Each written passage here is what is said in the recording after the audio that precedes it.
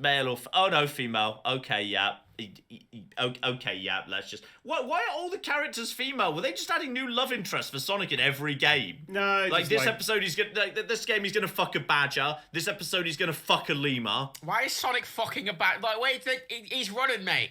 He's not doing it. No, then he's making out with a Final Fantasy character in one of the games. Wait, hang on. Rouge isn't the same character as Amy?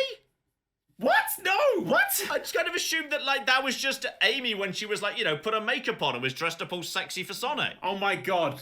You're like the living embodiment of the episode of Malcolm in the Middle where that person thinks that Lois is a prostitute. That's you. Sonic, Amy. That's you, John. They are literally completely different characters. Rouge is a fucking cat. This doesn't look like a hedgehog. You can't tell the difference between a drawing of a hedgehog and a drawing of a bat. I mean, I just kind of assumed, like, you know, maybe the bats were part of, like, a wingsuit. And They that could was just not makeup. have a more... Outside of them both being women, they could not be more different. I just kind of assumed that they were connected in some way. All women look the same to John. Oh my god, and all black people as well, apparently. Here we are, we're learning. They're like, I don't know. They're like 70 minutes. Like, you know how some films they include in the DVD, like, you know, the bloopers and outtakes, and they record little extra funny bits, clearly because they know they're going to shove them in the DVD release or Blu-ray release to try and flog them down the line. Like, I think they should also record an extra variant of the scene before and after an intermission for any cinemas that does an intermission. Like, you know, Bourne just stares dramatically because his wife's been kidnapped, and then just, you know, some guy in a big popcorn outfit waddles on, they do a little song and dance together like Mr. Burns. Let's all go to the lobby. Let's all And go Jason to the Bourne's like lobby. just looking at him and clapping along. Yes. Every film should be required by law to have an extra scene where just, you know, a giant little guy in a popcorn suit comes on to announce the intermission actually on the set. In Avatar, the popcorn man has to be one of the blue Avatar people. Yeah. It should be, they should be allowed to do what they want with it, I guess. Like, and, you know, I think people would actively go to independent cinemas with intermission breaks because they want to see the extra footage. I mean, yeah. Yeah. I love that shit. Oh, fuck it, yeah. Okay, make me Prime Minister. This is a fucking law. John, It was a thing that existed when we recorded this podcast. Oh, okay, good. Thank you, yeah. Okay, John, what does MRI stand for? I know. Electromagnetic resonance or resonancing? What the fuck? M. Yes, electromagnetic resonancing or resonating. Resonance. Yes, that sounds good. So you said MRI. M, the letter M or I stands for EMI. Wait, hang on. What acronym am I supposed to be figuring out again? MRI. It has an M in it. The letter M, the beginning of my name, Imaging Matt. resonancing. Magnetic resonance imaging. John, look up pictures of Sega World and then tell me you don't want to go to Sega World. I'm going to Google it as well. Just look at Sega World pictures. You'll see the big escalator and all the neon, and you'll be like, that's the coolest fucking place I've ever seen in my entire life. That's the exact words you're going to use. Here they come now. God, you people need better internet. Sega World London.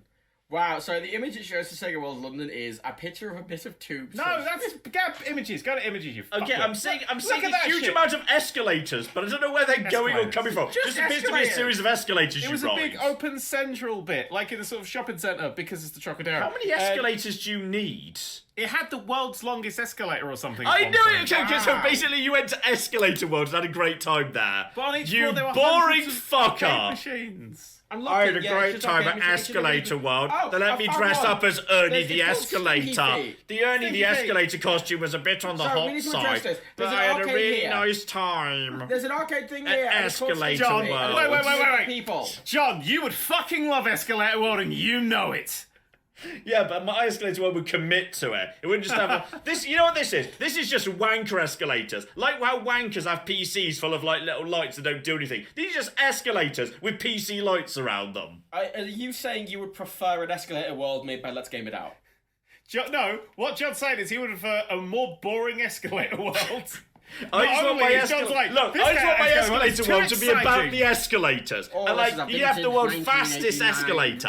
And you can have ground-based travelators and like a really steep escalator. Ground-based travel. You've never been able to do it on flights before. Now you can, because there's actually buildings and terrain you can navigate based on them. Except you can't because all the buildings are wrong. Oh, it doesn't matter. So if you say, well, I'm going to go to Buckingham Palace, oh shit, that's not Buckingham Palace, that's a block of flats. Well, they've added them fucking in. lost. And it's close enough. It's close enough for VFR flying, and that's the sort of point. VFR, it's not perfect. You're right, because when Wait, hang on, are you actually no? Is this? You're saying this isn't in video games? This is the actual real pilots in little planes navigate by just going from building to building. Well, they don't navigate going building to building. They don't knock on the doors, John. No, it's just knock where are we? It's visual flight, real flight, VFR, so it's fairly reasonably low altitude. Amateur pilots generally do it, and it's going okay, and they just they do a little. They'll navigate by things. They'll find a road and literally navigate. In Flight Simulator, there's a whole mode dedicated to like exploring the Australian outback using it. Yeah, and crossing like vast. Nothing. Do they have to submit flight plans in advance? No, they don't. That's okay, I'm going to take off, then I'm going to go find the post office. This take is the it whole right thing, till I John. reach. VFR flying, when you go up for VFR flying, you're just saying, hello, tower, I'm going to fly under VFR rules. And they go, okay. And there is no flight plan for it because it's VFR rules. It's a separate thing. But VFR's only below I don't want all specific these altitude. twats just fly wherever the fuck they want in little planes. Yeah, it's called hobby pilots having a nice time. Yeah, but there's big planes full of people who don't want to die. Yeah, but that's why VFR flight rules is below a specific altitude, which the big planes aren't flying at. Big planes Well, you have to flying. pass through it at some point, otherwise they can't get down. Well, yeah, but it's why you don't do VFR flight rules till you're outside the airport area. There's a flight path coming into. So hang on. So you're saying that an amateur pilot, the person who has least experience and most likely to fuck up because they're just in their own little hobby plane, can just go to an airport and say, "Hello, tower, I'd like to take off. Get a sufficient distance from your airport." Then fuck only knows. Yeah, that's how it works. And the air traffic control replies, "Yes, that sounds good. You just do that as much as you fucking want. Have fun in your plane." Yeah. You're telling me that's a real thing that happens? VFR flying. What? How is John's learned that the world is more dangerous than he ever knew. This feels like this should definitely be a crime. No, because here's the thing. In an airport, like right, this feels like... What? Outside an airport, you have flight corridors, right? And it's what all planes used to land. If you're in the I can't remember the exact term, but it's the area that the air traffic controller controlling around the airport, really specifically. And that's controlled no matter what you're doing. You have to I just assumed that if you were in an aeroplane, you weren't able to take off till you'd submitted a very thorough flight plan that you then stuck to, and there's a nice man in a tower with a radar keeping an eye on you, where if you deviate from that plan, he says, 299GR, please confirm your dibbly gypsing, please correct to 3,000 feet at hold, thank you, Roger, over. Or something of that nature, and then you had to, otherwise the sky police would come and arrest you. Bigger planes would do that, but small planes, especially at very low altitudes, generally aren't. If you're flying at 2,000 feet, you're under Sorry, you're saying that the planes that are closer to me and the houses have less rules? Yeah, they're not crashing into you, are they? Nothing. It's the fucking nothing's sky, stopping John. them. What the fuck's stopping them from doing that? I want the planes that are higher up and a long way away from me to do what the fuck they want, because they've got experienced pilots and they're a long way away. I want the small plane that's close to me, piloted by some twat who's never flown a plane before outside of a simulator. You have to obey the rules. John, those small planes, if one of those small planes hit your house, you know what it'd do? It would crumple, and it would you wouldn't probably might not even notice, because they're tiny and made of paper, basically. I do not... No, I do not accept this. They have a nice time. They fly around and they go, oh, look at all the nice scenery, because that's part of the big thing of VFR flying. Most amateur pilots navigate by VFR flying. It's really common. There's a lot of amateur pilots. Shit! There's a lot of amateur pilots. Terrifying. Cool. There's a lot of cool the rest of my life, if I see a small plane going up, I'm going to get into cover. Legitimately, right? There was two ideas we had for doing that 10th anniversary thing, and one was flying to New Zealand. But the second idea that I had was of the two or three of us flying via VFR flight rules from London to New York. But there's no ocean. Ocean doesn't have distinguishable No, but this is the whole point. In those small planes, you can't go over the ocean. You have to go up through Scotland, over to Greenland, over through Canada, and then down. Oh, that's really fun. Because you have to refuel a lot. That sounds like a way better video than the one you actually did that was shit and boring. I mean, 36 seconds into the video, I'm getting distracted, I must admit. That's definitely an interesting outfit for that shot. Oh, a low-cut top. Oh, I mean, yeah, they are titties. Yeah, they're right there. That is some... I mean, for the fucking... When did that come out? The 1940s? That was a lot of titty.